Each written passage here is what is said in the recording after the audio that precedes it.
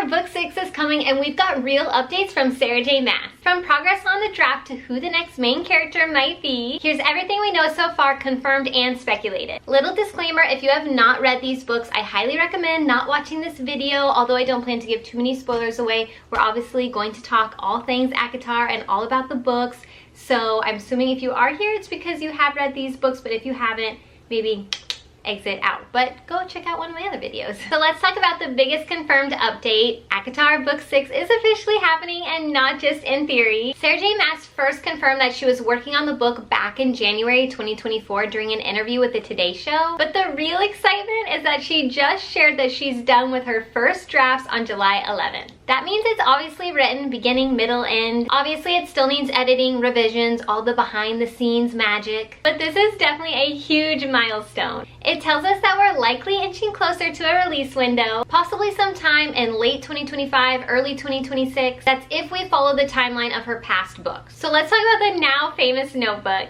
Sarah J. Maas posted this video, a decomposition notebook labeled ACOTAR 6 followed by what fans can't agree on.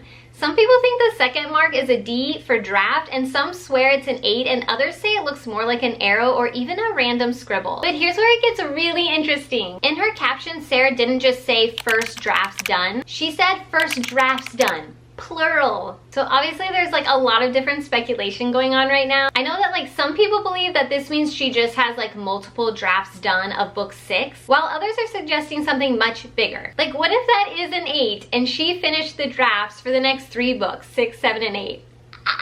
I'll just give you my 2 cents. I personally kind of do think that it looks like an 8. I have studied it, I've looked at it for so long, like I've convinced myself it's an 8. Like I'm like, this is an 8, I know it is, it has to be. But maybe I'm just like wishful thinking over here, but I do think it looks like an 8. And the fact that she used the word drafts plural, I feel like that's intentional. Kind of like she's hinting at something without outright saying it. But you tell me, what do you think it looks like? Is this a D? Is this an arrow? Is this an 8? What do we think? Okay, now let's talk theories. I am so excited to talk about this with you guys. I know that literally everybody and their mother is like convinced that this next book is going to be about Elain Archeron, which is the 3rd sister. So we've got Feyre, Nesta, and then Elain. And obviously, if you've read the books, you know that. And I do think there's some pretty good evidence to back that up, that it is going to be Elain's point of view and her story. So we know that the first 3 books are obviously from Feyre's point of view, and we've got like a really good closure with Feyre and Rhys's story in the 3rd book. And then in the 4th book, if memory serves me correctly, I'm pretty sure we got a few different POVs, right? I think we did. But then in this hefty little baby, we got Nesta's point of view. I love Nesta. I loved this book. I just loved it. I ate it up.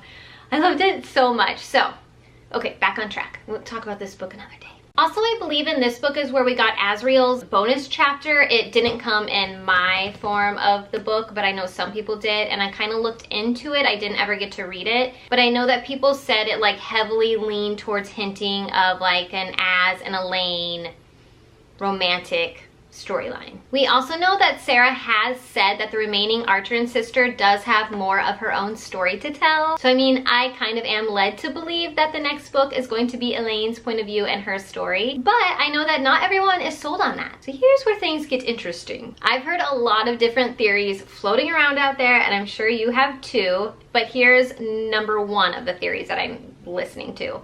So I've heard that some people think that Elain is like a red herring. So like basically she feels like she would be the obvious lead, but some people think that Sarah J. Maas is gonna surprise us with something and she's just trying to throw us off her path. Another theory that I've heard is that how we only got 1 book on Nesta's story, which I mean, let's face it, this book is massive. But some people think that maybe the next book will be another Nesta point of view. And then another theory still is that it'll be someone totally new. But personally, I don't see that one coming to fruition. I just don't think that's going to be the way that it goes. Maybe it will and I'll be like so surprised. But I personally think it's going to be Elain's point of view. That's my gut feeling. But just because she seems to be the next in line doesn't guarantee that she is. But if it is Elain's point of view, here's some things and some other theories that I'm thinking that I've also heard some other people speculate about. But I think we might finally see that love triangle that I think has kind of been hinted at. So like Asriel, Lucien, Elain. I always have to pause whenever I think of the 2 guys' names because for the longest time when I was reading the books, I would call them, I'm so embarrassed to even say it, but this is how I would pronounce their names. I would say Azriel and I would say Lucian. That's how I thought it was for the longest time. And then I actually like did my research and looked into it and I was like, oh, no, it's not called that. So it's Azriel and Lucian.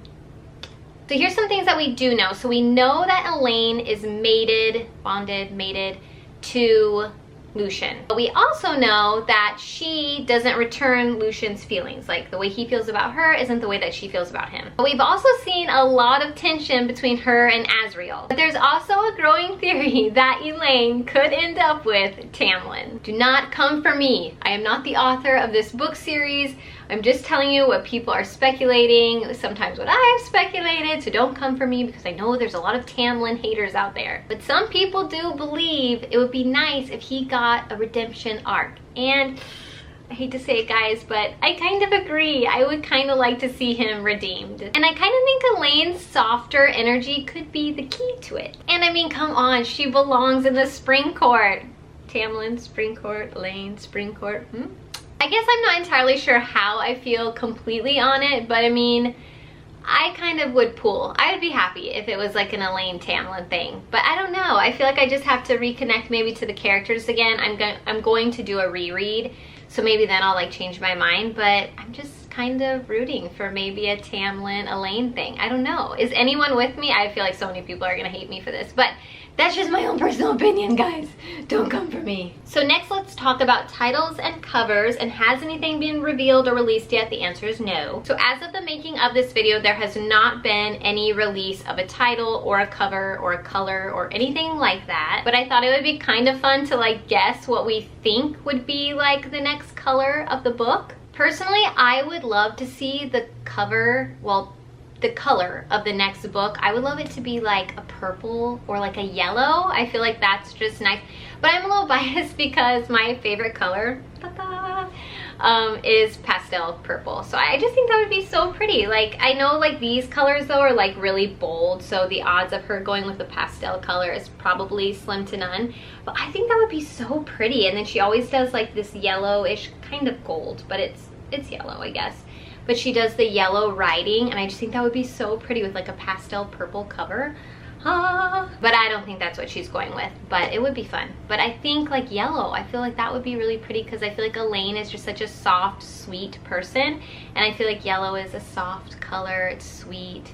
It's like a Hufflepuff. As far as titles go though, I have no idea. I literally could not even guess. Like I tried looking at these books thinking like, what would the name be? But I don't know. I really don't know. If you guys have guesses, let me know, but I just have no idea. So now let's talk about, do you need to read all of these books before you embark on ACOTAR Book 6? The answer is yes. Yes, you do. I mean, technically, I'm not going to force you to, but you really should if you want to understand the stories. So the way that the ACOTAR series is built is that it's like a domino effect. Each book adds emotional depth, introduces major players, and plants seeds that often don't bloom until later in the book series. Even like side characters in book 2 don't end up playing huge roles until book 5. So skipping ahead would kind of be like showing up to the final act of a play and wondering why everyone's crying. Especially if book 6 does focus on Elain or Azriel or Lucian. Their arcs are spread out across multiple books. You'll really miss a lot if you don't read those books. You'll just be like, what's happening? So in case you are new here and you did decide to watch this video, you're going to start with A Court of Thorns and Roses,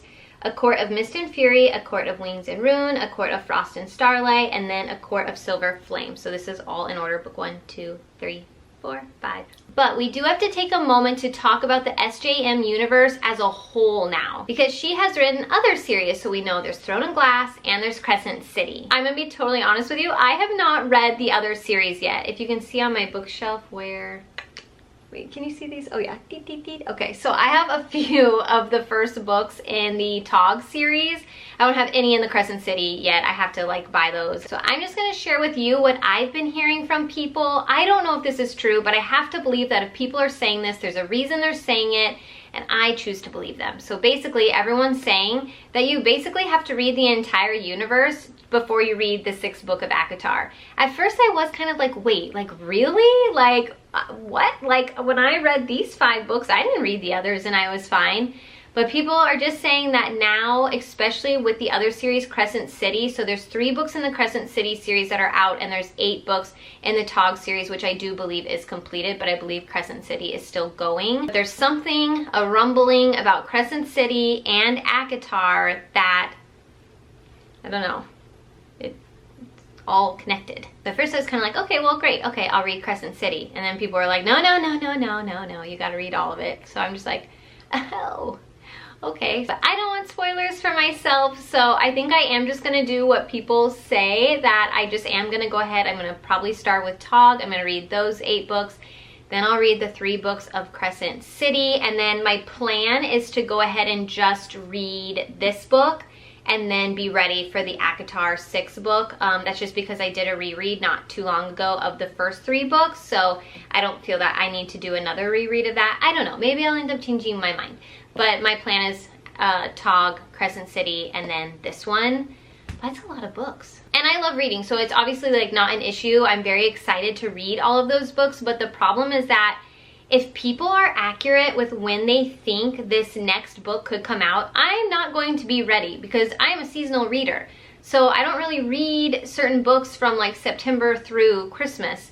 So, and this is theorized that it could come out the end of this year or the beginning of next year, and I have 8, 9, 10, 11, 12 books to read, I'm just not so sure I'm gonna make the deadline. But that's my recommendation to you that I've been recommended, so I'm sharing the knowledge. So read Tog, read Crescent City, read ACOTAR, and then you'll be ready for the 6th book. I say it because I'm laughing because it is kind of funny, but that's just what I've been hearing, so maybe that's what we have to do. It is daunting, but I think we're going to love the SJM universe if you're like me and you haven't read all of the books and all of the different worlds and stuff, but I'm pretty sure we're going to love it. So that's everything we know about ACOTAR Book 6. I am so excited, you guys. I can't believe it. I've been waiting, just waiting for something. So this was really exciting when she dropped that. I can't wait to see like where the next book takes us and like which theories were accurate, or if we were all wrong, or if some of them were right, or whatever. Like, I'm just excited to see the next like adventure to go on with her. So if you made it this far in my video, thank you so much for watching. Please be sure to subscribe and give this video a thumbs up.